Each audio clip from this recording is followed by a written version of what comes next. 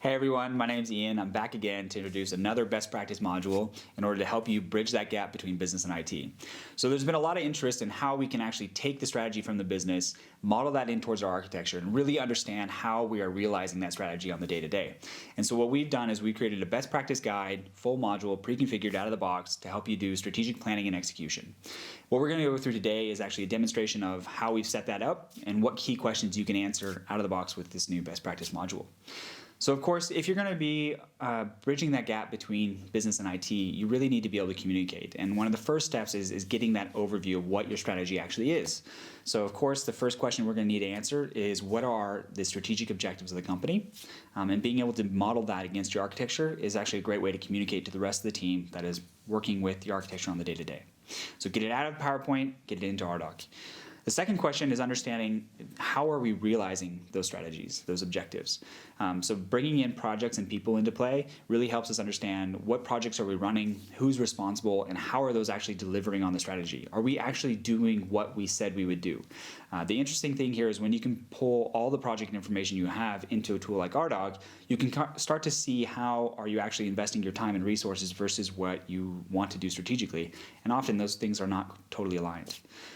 Once we understand what projects we have, how they're connected to our strategy or not connected, the next thing we need to understand is who's responsible and when are these going to actually be delivered. So connecting people to the picture, understanding responsibility, ownership, how they lie within the organization allows you again to understand how we can build better collaboration across those teams.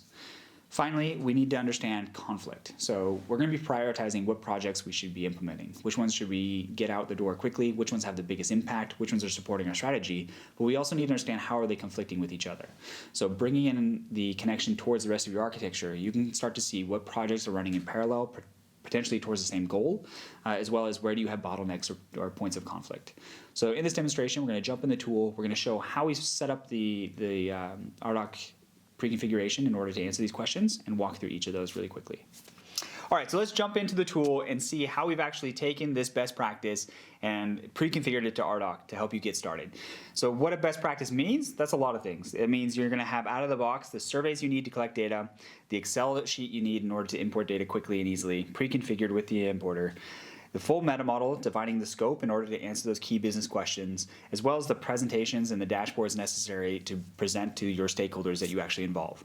So really it's about engagement. It's about getting that data in from a wider audience than just the enterprise architects and engaging back with them with insights that they need in order to do their job in a better way. So the first most important thing obviously is the scope. What are we including in order to answer those questions? We want a scope that is valuable, that's insightful, but also that is extendable. So anything we provide you in Ardoq, the idea here is we have the full flexibility in order to extend it in order to meet your needs as you develop and mature in your organization as well. In this sense, what we have today out of the box is getting your strategic statements in the tool, getting them out of PowerPoint and structured, connecting them to the objectives that they're supposed to be realizing, as well as the projects. So that there you're able to build your project portfolio, see what is strategic, what is not strategic, and how are the times and investments related to what we actually say we want to do versus what we're doing. The one unique thing that we're also trying to push people to do now is bring people into the picture. This provides a whole level of insight that was totally out of the scope in most enterprise architecture frameworks, and that is understanding who are the people involved, why are they involved, are they experts, are they owners, are they bottlenecks, and that also provides you the foundation in order to understand collaboration and communication across teams. What you'll see here is actually I'm connecting our projects to our architecture. So again, we think of the strategic planning and execution as kind of a great case to build upon application portfolio management or business capability modeling. And either way you go, you have that ability to bring your architecture to the projects so you can understand impact far greater than just doing project portfolio management. So the first question is, okay, what do we have as a company in regards to a strategy? What are we trying to achieve? So bringing the strategic statements to the team that's actually operating in the architecture on the day-to-day builds that first bridge towards the business. Understanding, okay, why are we doing what we're doing and what should we be doing that we're not? But getting it into the tool from PowerPoint or Excel or Word or wherever it might be is kind of like, it's a nice overview, but it doesn't provide a lot of value in isolation. So what we've done here is we've grouped up our objectives under our strategic statements just to give you that overview. But when it really gets interesting is when we start to think about, okay, what projects are we running that are impacting these strategies or realizing these strategies, and understanding a big greater scope and connectivity. That's when we start getting some new insights. So we've taken that same view. I've changed the perspective in order to include the projects, and here we can quickly run some quick analysis. Where do we have more projects running? That obviously means we're focusing more on that domain or that strategy. Where do we not have projects running? Those are strategies that are potentially not getting the attention that they need. And all of these visualizations that you're seeing right now, they're fully dynamic, they're built on data, and they're up to date all the time whenever the data changes. So I'm not drawing any of this. What I am doing is using a presentation, which you see on the right-hand side. And this presentation, this allows me to navigate in the tool, change my perspective on the data, but I also can use it to communicate with the wider organization.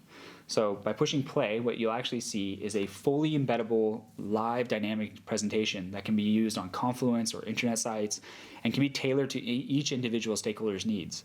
So what I present to the business is obviously going to be very different than what I present to the IT team.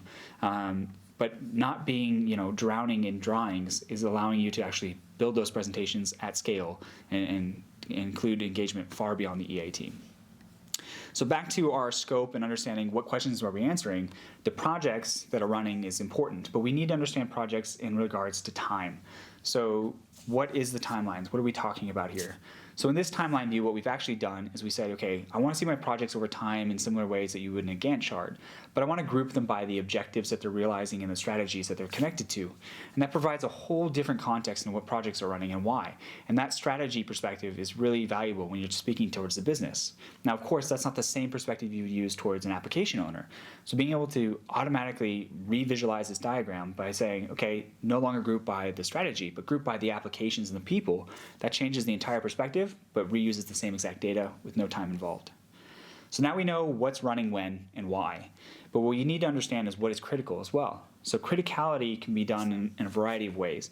One way that we've thought about criticality in this regard is saying, let's send out a survey to the project managers or the business owners and get them to fill out some critical information around impact and complexity.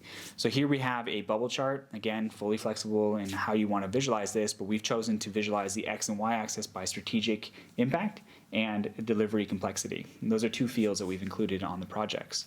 The size of the bubbles is the cost. So there's no surprise that the larger cost items are also very complex and strategically important. If they're high cost and not impactful, then we have what we would say is a money sink or a money pit. Where we have quick wins, those are those low-cost projects that are both very impactful but low on the complexity side. That's a great way of looking at where do we have some quick wins that we can invest more time in.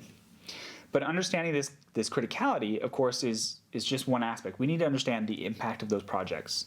All of these views, again, are fully dynamic, and you can drill down to them. So if I wanted to drill down into the IT simplification project, I can do so. What I'm going to do is actually revisualize it, though, in a block diagram. So here in this diagram, what we've done is we've taken the context of this IT project. We've included who are the people that are the experts, the owners, as well as what strategies it's supporting, and we've included the applications that it's connected to. What is it impacting? And of course, how are those applications connected? That gives us the sense of complexity and probably time as well. So this is a pretty well-connected project. Simplify IT, a pretty vague name, so no surprises there. But what I can do in this visualization as well is if I have an additional question about impact, I can drill down. So I can change my context. By drilling down into this product portal, what I see is there's actually 3 other projects running at the same time with different owners. So that might raise some flags and build some communication channels that were potentially not there to begin with. Understanding project conflicts, though, go beyond just understanding what one project impacts. Understanding the people, the bottlenecks, the experts. That's another way of looking about project conflicts. So getting out of just pure project management from a application or an IT perspective of bringing in people, what we've been able to do now is group up those projects by the people that are the owners and see, okay, who owns the most critical projects? Are those in parallel? Does that person have the capacity?